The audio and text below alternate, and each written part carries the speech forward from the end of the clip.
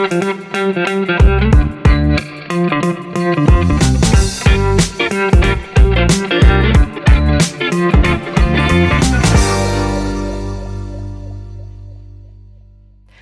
to Carrying On with TravelSMG. I'm Stephanie McCracken, Marketing Director with Travel Show Marketing Group, joined by... And I'm Kelley, Wright, and I work with the travel agent recruitment part of Travel Show Marketing Group. And as you know, the goal of this podcast is to take you beyond the forum and give you an insider look into our events and the travel industry as a whole. Today, we are chatting about one-to-one meetings, how that process works prior to the event and then at our events. And these are, as I always say, I say this a lot, like these are like the backbone of our events. And I know the agents and suppliers love them. So Kelley, tell me, what is a one-to-one meeting? Well, I think that the easiest way to describe them is that they're similar to speed dating. So when you go to those meetings, you're gonna be meeting at a fast pace with different suppliers, and you're gonna be meeting with them one-to-one. The suppliers stay in their location, and the agents are moving from supplier to supplier based off of their schedule. And they're having about 7 to 10 minutes to talk to each supplier, depending on what the schedule is that day. And it seems like it's a very easy, simple process when you go on site and everything's organized and the tables are ready and you just walk in and you do your one-to-one meetings. But there is so much that we work on behind the scenes to get those one-to-one meetings like scheduled and in place. What happens and what's currently happening for us now as we're working on this for one of our events too? What happens behind the scenes? It is definitely, there's a lot going on. So there's emails that need to go out to the agents as well as on the supplier side, emails to them.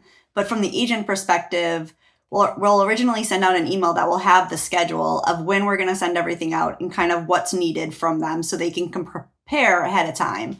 So the first step is for the agents to go ahead and update their profile on our app.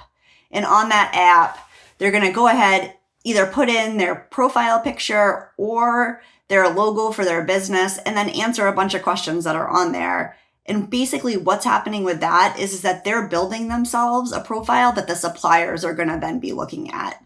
So the suppliers are doing the same thing at the same time. And then the next step after that is going to be that will close down. Agents won't be able to update it anymore. Suppliers won't be able to update theirs. And then now the next step will be that the agents are going to go in and review all of the suppliers that are there and rank them from a 1 to 5 based off of the suppliers that they really want to make sure that they meet with while they're there. And the reason that that profile is so important is because just like the agents are going to look at the suppliers are also going to be looking at them and making sure that they choose who they want to meet with. So they're going to also be ranking the agents with a 1 to 5 at that same time. Once that's all done, there's a certain amount of days that you have to do it. Once that's completed, then the system is going to now automatically match the agents and suppliers up. And there's a ranking as far as that's going to happen.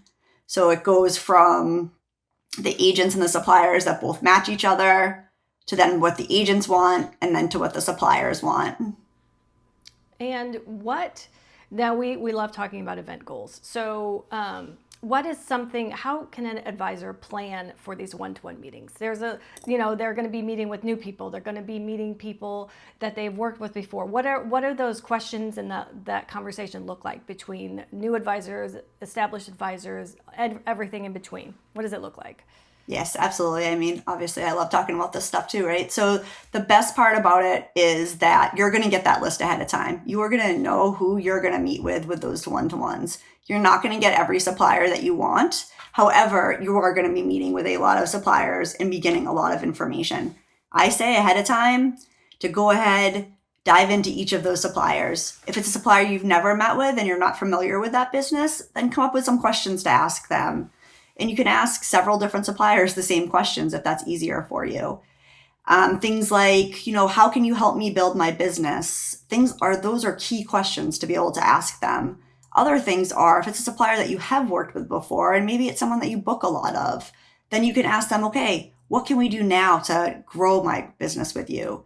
A question that got asked on a previous podcast that we talked about was someone had said that, hey, that's one of the things that they always ask is, who's your best agent out there and what do they do to make themselves the best? How can you help me match that person? So I think things like that are really great advice to how to figure out those questions to ask and when you're researching that supplier. And you had mentioned that you won't be seeing every single supplier there, but getting that list beforehand, you're going to know if there's somebody you kind of wanted to see, but the ranking didn't just work out for you guys. Then there's plenty of opportunity to meet with them at any of the networking events, at lunch, at breakfast.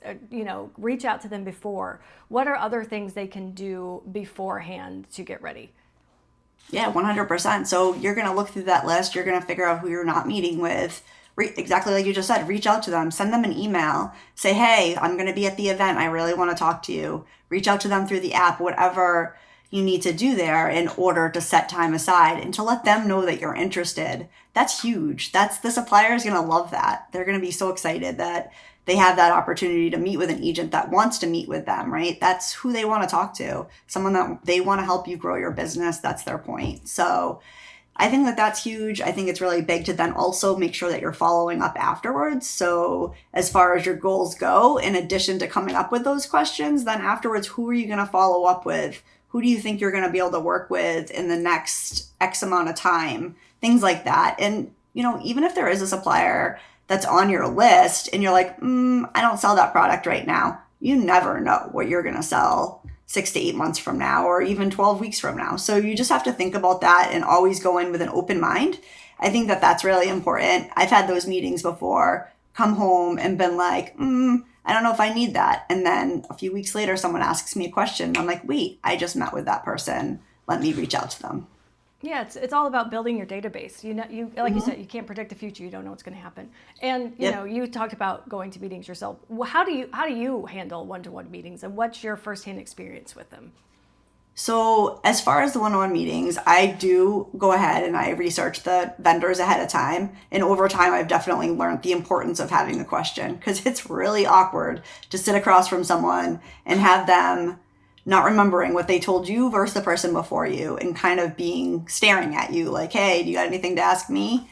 So I always have those questions ready in case they're needed, or if it's really important for me to ask them. The other thing to do is to have a process for each one of how you're going to keep notes. So, we've talked about before, even the business card notebooks that you can get on some place like Amazon. That's a great place. You can have the business card on the top and then write about the supplier below. Or you can use one of those apps that's out there. I know there's a couple different ones. The one that I've personally used is Granola.